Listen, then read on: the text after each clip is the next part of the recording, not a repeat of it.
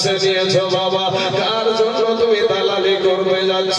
যেই তোমার যার জন্য তুমি দালালি করো সেই দালালেরা সেই ব্যক্তিটাই বলে ওয়াকফ সম্পত্তি নিয়ে যদি তোমরা বাড়াবাড়ি করো সবচাইতে বড় দুশমন হব আমি। এই কথা বলেছে না বলেনি? বলেছে না বলেনি? হ্যাঁ বলেছিল যে এসআইআর আমি আপনাকে বেঁচে থাকে এসআইআর হতে দিব না। এসআইআর ফর্ম ঢুকছে না ঢুকছে না ঢুকছেন তো? হ্যাঁ বাবাজি, এই ব্যক্তি বলেছিল যে কোরআনের উন্নয়ন ফুরে যাবে, আমার উন্নয়ন ফুরাবে। কোরআন আমাদের বুকের খনি, কোরআন আমাদের চোখের মনি, কোরআন আমাদের মাথার মগজ, সারা পৃথিবীর মুসলমানদের মাথার মগজ এই কোরআনের উপর দিয়ে কথা বলে দিল। আর আপনি মুসলমানের বাচ্চা কালেমা পড়ানেওয়ালা বেটা, আপনি আপনার বাপ মুসলমান, মা মুসলমান, 14 গোষ্ঠী মুসলমান, আপনার কোরআনের বিরুদ্ধে কথা বলছে আর আপনি দালালি করছেন। কবরে কি যাইবেন না ভাই? কবরে কি যাবেন না? কিসের মাস্তানি রে ভাই? কেন মাস্তানি করতে যাবো? তার জন্য কেন আমার একটা মুসলমান ভাইকে মারবো? কিসের জন্য আমার মুসলমান ভাইকে আঘাত করবো? কারা মুসলমানকে মেরে খাইনি বলেন? কোন দল মুসলমানকে সাইজ করেনি? কংগ্রেসে করেনি, সিপিএমে করেনি। সবাই মুসলমানদের মাথায় হাড়ি ভেঙে খায়, সবাই মুসলমানদের মাথায় হাড়ি ভেঙে খায়। তাদের দালালি করতে ছোট তুমি নিজের জীবনটাকে বাঁচিয়ে রাখো। আর যে আল্লাহ পাক তোমাকে গ্রহণ করে, আল্লাহ পাক দয়া করে মায়া করে দুইখানা হাত দিল, দুইখানা হাত যদি পুঙ্গু করে পাঠালো দুনিয়াতে, কোনো মাস্টার ডাক্তার ছিল নাকি ঠিক করে দেওয়ার? কেউ যদি বুবা করে পাঠিয়ে দিত, আমার আল্লাহ যদি বুবা করে পাঠিয়ে দিত দুনিয়ার, এখন তো বড় বড় ডাক্তার হতো নাকি? হতো না, জবান দিয়ে কথা বের হতো না। আমার আল্লাহ বলে বান্দা রে, তোকে যদি আমি বুবা করে দুনিয়ার জমিনে পাঠিয়ে দিতাম, পৃথিবীর এমন কোন ডাক্তার ছিল না, এমন কোন এমবিবিএস ডাক্তার ছিল না তোর জবান থেকে কথা বের করে। ওরে বাবা, আমি তোর আল্লাহ, তোকে যদি আমি অন্ধ করে দুনিয়ার জমিনে পাঠায়া দিতাম, তাহলে পৃথিবীর কোন ডাক্তারের ক্ষমতা ছিল না তোকে চোখ ফিরিয়ে দেয়। আমি যেখানে উঠি একজন অন্ধ ব্যক্তির সাথে মুসাফা করেছি, এই দেখেন বসে আছে, এখনো বসে আছে।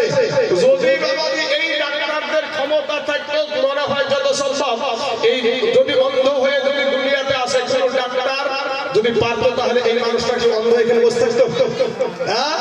অন্ধ হয়ে বসে থাকতো না। সারা দুনিয়াটা এই যে জমজমাট, এই যে এত সৌন্দর্য করে আপনারা প্যান্ডেল করেছেন, এত সৌন্দর্য জিনিসগুলো ওনার চোখ দেখতো, ওনার নিজের সন্তান গুলাকে চোখ ধরে দেখতো, নিজের বিবিকে নয়ন ধরে দেখতো, কিন্তু না, আমার আল্লাহ দুনিয়াতে ওকে অন্ধ করে দিয়েছে, অন্ধ করে পাঠিয়েছে। আমার আল্লাহ বলে বান্দা, তুই মাস্তানি করিস না, তুই নিজেকে ছোট হয়ে যা, তুই গোলাম হয়ে আমার কাছে, আমি আল্লাহর কাছে ক্ষমা চা, আমি আল্লাহ তোর জীবনের গুনাহকে মাফ করে দেবো। জোরে বলেন সুবহানাল্লাহ।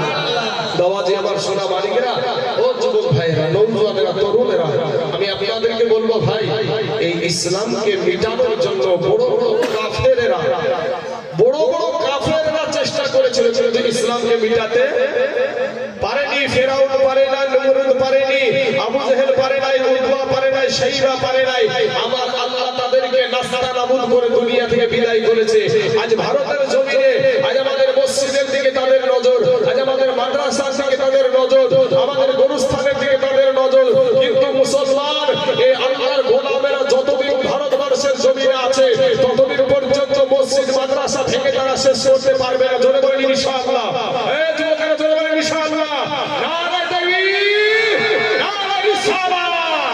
বাবাজি শোনা, আমার যুবক ভাইরা, এদেরকে আমরা কাছে নিতে জানি না, তারাও কাছে আসতে জানে না, আমরাও নিতে জানি না। আমরা বক্তা মানুষ, আমি বক্তা হয়েছি, ওদের সাথে কথা বললে আমার এই চলে যাবে, নরম হয়ে যাবে না। এরকম বক্তাদের আদর্শ হওয়া চলবে না। সম্মানিত ভাই, সারা পৃথিবী মনে করেছিল যে ইসলামকে মিটিয়ে দিতে হবে, কিন্তু আমার আল্লাহ রাখে আল্লাহ, মারে কে আর মারে আল্লাহ, তাকে বাঁচাই। আবু জেহেল গর্ত খুঁড়েছে, আবু জেহেল গর্ত খুঁড়েছে, শুনেছেন মনে হয় ঘটনাটা। তো গর্ত খুঁড়েছে, নবীজি যাবে, রাতের অন্ধকারে যাবে, রাস্তায় নবীজি গর্তের মধ্যে পড়বে, নবীকে মাটি দিয়ে চেপে দিবে। কিন্তু বাবারা, ও যুবকেরা, নওজোয়ানেরা, তরুণেরা, রে ভাই, দিলখানা একটু নরম করে দাও বাবা, একটু অন্তরখানা নরম করে দাও। আজকে তওবা করে আল্লাহর কাছে ক্ষমা চাও। যদি বাবা খাস দিলে যদি তওবা করে আল্লাহকে বলো, আল্লাহ গো, জীবন আর এই গুনাহ করব না, আমার আল্লাহ পাক রব্বুল আলামিন তোমার জীবনের গুনাহকে মাফ করে দেবে। ও মুসলমান ভাইয়েরা, রাখে আল্লাহ, মারে কে মারে আল্লাহ, তাকে বাঁচাই কে বাবা? আপনার নবী, আমার নবী গো। এবার বাবা ফজরে মসজিদে যাবে, সারা রাত আপনার গর্ত খনন করেছে আবু জাহেল। গর্ত খোঁড়ার পরে আমার নবীজির মা ছিল না গো, আমার নবীজির আব্বা ছিল না বাবা। এতিম নবী, দরদি নবী, আমার মায়ার নবী রাস্তা দিয়ে চলতে শুরু করেছে, ওদিকে গর্ত খোঁড়া আছে বাবা। ইন্দিমের টাইমে আমার আল্লাহ ডাক দিয়া বলে, ফারিস্তা জিবরাইল রে, ওরে জিবরাইল, যাও ওই দেখ আবু জাহেল আমার বন্ধুর জন্য গর্ত খুঁড়েছে, তোর নুনের পরগুলো পাখাগুলো বিছায়া দে, আমার বন্ধু তোর পাখার উপর দিয়ে হেঁটে চলে যাবে। বাবাজি, যখন জিবরাইল পাখা বিছায়া দিয়েছে, আপনার নবী, আমার নবী, শাকুল কায়নাতের নবী, তো জাহানের বাদশা নবী, ওই নবী বাবা মসজিদ পার হয়ে চলে গেছে। কিন্তু গায়ে কাফের বেদিন আবু জাহেল সারা রাত বাবা ওই মাটি খনন করেছে, রাত্রি জাগরণ করেছে। এই রাত্রি জাগরণ করতে গিয়ে বাবাজি ওয়াট বল্টু বাবা একটু ঠিক হয়ে গেছে। দেখছে নবীজি, আমার নবী গর্বে পড়েছে কিনা, আব্দুল্লাহর বেটা গর্বে পড়েছে কিনা। দেখতে গিয়ে বাবাজি মাথায় চক্কর দিয়ে ওই আবু জেহেল বাবা নিজে গর্বের মধ্যে পড়ে গেছে। ওপরের জন্য গর্ব খোঁড়ার পরে নিজেই গর্বে পড়ে গেছে। বলেন তো বাবা, সকালবেলায় যদি রাস্তার মাঝখানে যদি কেউ গর্ত দেখে, বলেন তো গালি দিবে না দিবে? কোন হারাম হবে?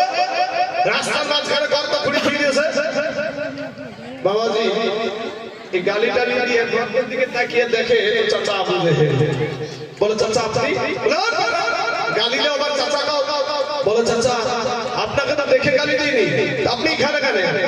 ওই আবু জেহেল বলছে, ওরে মক্কার সন্তান, কারো সামনে বলিস না, আমি আবু জাহেল ওই আব্দুল্লাহর বেটা মুহাম্মদ সাল্লাল্লাহু আলাইহি ওয়াসাল্লামকে শেষ করে দেওয়ার জন্য এই গর্বটা করেছিলাম। এই গর্বটা করেছিলাম কারো সামনে বসে না। কিন্তু আবু জাহেল ওই মুহাম্মদ সাল্লাল্লাহু আলাইহি ওয়াসাল্লাম পড়ে নাই, আমি আবু জেহেল নিজে পড়ে গেছি।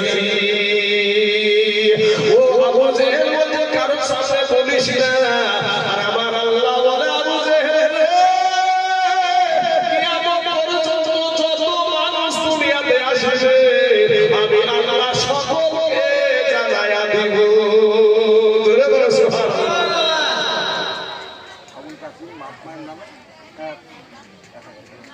আবুল কাসেম, তিনি সে কই? আপনি আপনার টাকা পরে নেব, টাকা পরে নেব করবো আমি, ঠিক আমি ঠিক যাতে আমি টাকা নিতে লাগবো, প্রথম দিয়ে নেব বাবা। যে আমার সোনা মানিকের আমার ভাই জানে না, ওগো আমার আব্বা জানে না, শুনে তাহলে কি বুঝলেন এখানে থেকে?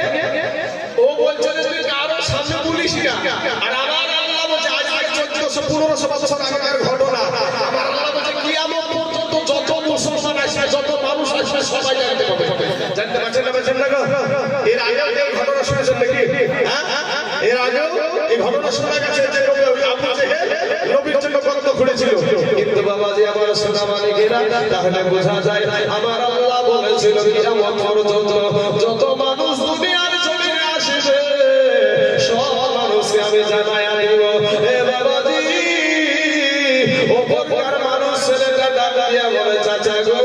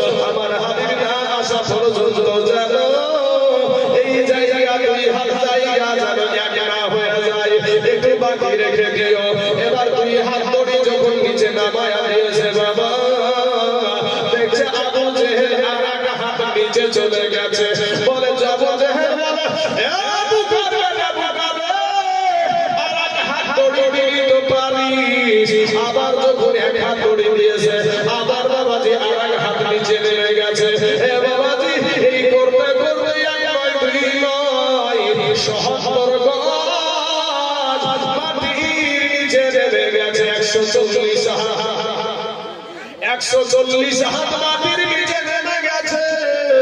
মুসলমান বাবাজি, আমার ভাই জানে, আমার আব্বা জানে না গো, ওই আবু জেহেল একটা ডাক দিয়া বলে, আর দড়ি না বাসাবে, মাটির অবস্থা ভালো না, মাটির অবস্থা ভালো না। ওই আব্দুল্লাহর বেটা মুহাম্মদ সাল্লাল্লাহু আলাইহি ওয়াসাল্লামকে ডাক, উনি ছাড়া আমাকে গর্ত থেকে কেউ উঠাতে পারবে না। আমার নবীর কাছে খবর গেল, আমার নবী তাড়াতাড়ি করে চলে আসলেন, কারণ কেউ কেউ বিপদে পড়লে বাবা আমার নবীজি ছুটে চলে যেতেন। ও মুসলমান, আমাদের সমাজে ডেকে ডেকে ডেকে ডেকে আসে না, কিন্তু আমার নবী শোনা মাত্রই বাবা ছুটে পড়তেন। এসে দেখে চাচা আবু জেহেল গর্তের ভিতরে, বলে চাচা গো, আপনি এই গর্তের ভিতরে কেন? এবার ওই আবু জেহেল বলছে, ভাবিজা তুমি রাগ করিও না, তুমি রাগ করিও না, আমি তোমাকে এই গর্তের ভিতরে ফেলার জন্য আমি গর্ত খুঁড়েছিলাম, কিন্তু তুমি এই গর্তে পড়ানি, আমি গর্তে পড়ে গেছি। আমার নবী দুইটা চোখের পানি ছেড়ে দিয়ে বলে, ভাবিজা গো, আমার নবীজি বলছে চাচা গো, ও গো চাচা, আপনি তো জানেন আমার মা নাই, আমার বাবা নাই, আপনি তো জানেন আমার মা নাই, আপনি তো জানেন আমার বাবা নাই। আমার নবীর মতো দুঃখী আর কে ছিল রে বাবা? কবি বলছেন,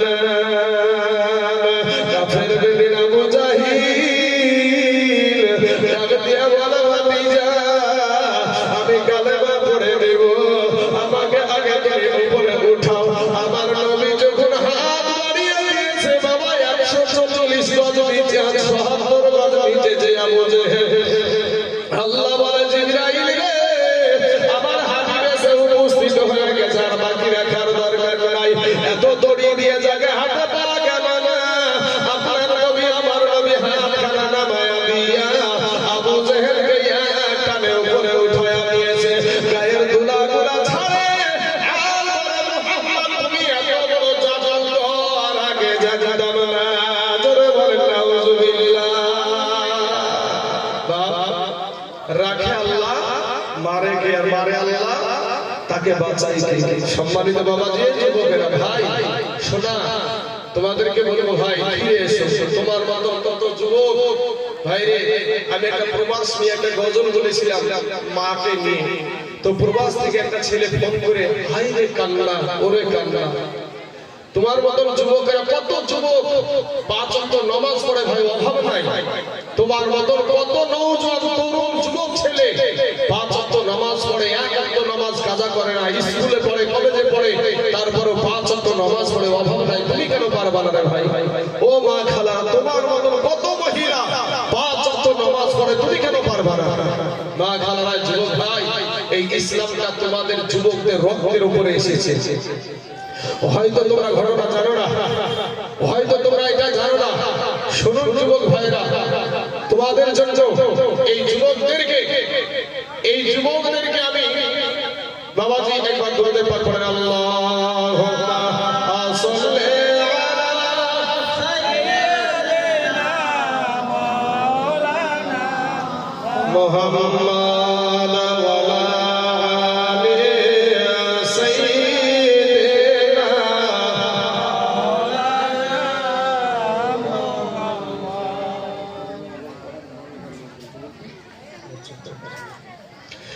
সম্মানিত যুবক ভাইরা, তোমাদের জন্য একটা ওয়াজ আমি নিয়ে আসলাম।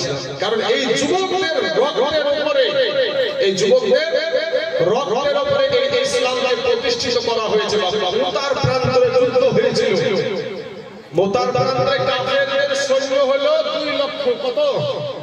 2 লক্ষ। আর আমার নবী আপনার নবী বানালেন মাত্র 3000। দিলখানাকে নরম করে দিয়ে শুনলেন ওয়াজটা।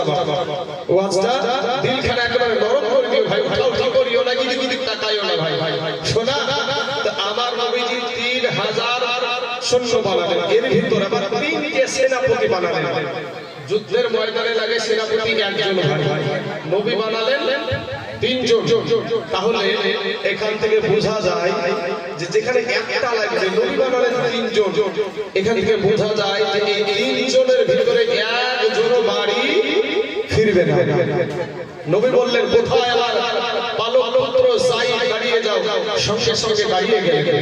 কোথায় আমার চাচাতো ভাই জাফর বিন আবু তালিব, দাঁড়িয়ে যাও। সঙ্গে সঙ্গে বাবা দাঁড়িয়ে গেলেন। কোথায় আমার সাহাবী আব্দুল্লাহ ইবনে রাওহা, দাঁড়িয়ে যাও। সঙ্গে সঙ্গে বাবা দাঁড়িয়ে গেলেন। বলে, তোমরা বাড়ি চলে যাও, বাড়িতে গিয়ে কি সালাম করে এসো। যায়েদ বলছেন, ইয়া রাসূলুল্লাহ, ইয়া হাবিবাল্লাহ, নবী গো, ওগো নবীজি, আমার আম্মা জান আমাকে যুদ্ধের ময়দানে সেনাপতি বানায়া দিয়েছে গো নবী। নবী গো, ওগো নবীজি, আমার মা আয়েশা ঘরে বসে শুনতে পেয়ে যাবে, আমার যাওয়ার কোনো দরকার নাই। এ যুবকেরা, ভাই পা দুখানা আগায়া দাও, তোমাদের পায়ে হাত দিয়া বলি রে ভাই, একটু মনটা দিলখানা নরম করে দিয়া বায়ানখানা শুনে যাও বাবা। এদিকে অনেকে মন দিও না রে ভাই, কত ওয়াজ শুনেছ ভাই।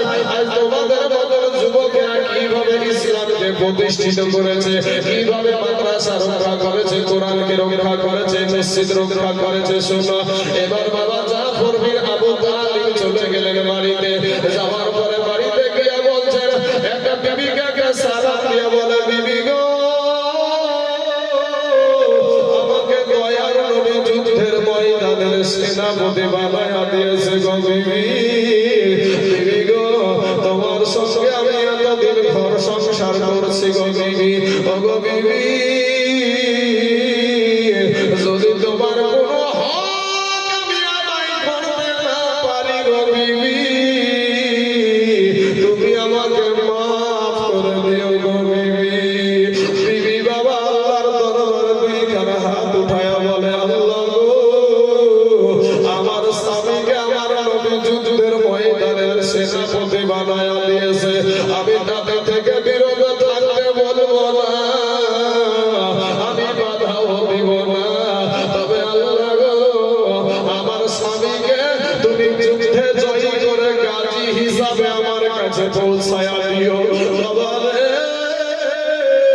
বিবি যখন দোয়া করছে, তরবারি ওই জাফর বিন আবু তালিবের হাতে ছিল বাবা তরবারি। ওই তরবারি দিয়া উল্টা দিকে দিয়া বাবা বৃদ্ধ একটা আঘাত করে বলছে, বিবি রে, ওরে আমার কলেজার টুকরা নয়নের পারা বিবি, এতদিন তোমার সাথে আমি ঘর সংসার করি গো বিবি, তুমি উল্টা দোয়া করিও না। তোমার উল্টা দোয়া আমার আল্লাহর দরবারে কবুল হবে না। তোমার উল্টা দোয়া আমার আল্লাহর দরবারে কবুল হবে না।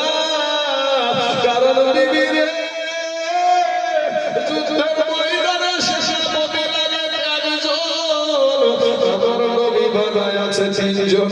বিবি রে, আমার আগেও একজন আছে, পরেও একজন আছে। নির্ঘাত ওই মুতার প্রান্তরে শহীদ হয়ে যাবো রে বিবি, তুমি উল্টা দোয়া করিও না। এ বাবাজি আমার সোনা মানিকেরা, বিবিকে ডাক দিয়া বলো, বিবি রে, আমি ছোট ছোট ছোট ছোট বাচ্চাগুলো আমি তোমার কাছে রেখে যাচ্ছি। আমি যেই রাস্তায় জীবন দিতে যাচ্ছি গো বিবি, ওই রাস্তাতে আমার বেটাকে বেটা বেটিকে নিয়ে মানুষ করিও। জোরে বলেন সুবহানাল্লাহ। স্বামী যখন বাবা, স্বামী যখন বাড়ি থেকে বেরিয়ে যাচ্ছে রে যুবক ভাইয়েরা, টাটা কবুতরের মতন বিবি মা আর ছোট ছোট বাচ্চা গুলা পিছনে পিছনে আপু গো বলে দৌড়াই বাপ ওই জাফর বিন আবু তালিব একবার পিছন ফিরে তাকালেন না কারা কাঁদে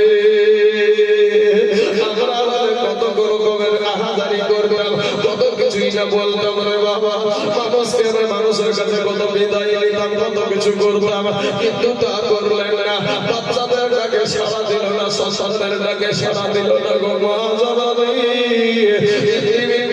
বাবা আব্দুল্লাহ ইবনে রাওহা চলে গেলেন 3 নাম্বার সেনাপতি বাড়িতে নতুন বিবাহ করেছে বাবা ফুল সজ্জার রাত্রি বাসর সজ্জার রাত্রি বাবা এই ফুল সজ্জার রাত্রি বাসর সজ্জার রাত্রি বাবা নতুন বিবাহ করে এনেছে বাড়ির বাইরে থেকে ডাক দিয়া বলছে না বিবিকে সালাম দিয়ে বলছে বিবি গো কোরআন তেলাওয়াত করছো বিবি একটু দাঁড়িয়ে যাও আমি তোমার স্বামী এসেছি বলে স্বামীকে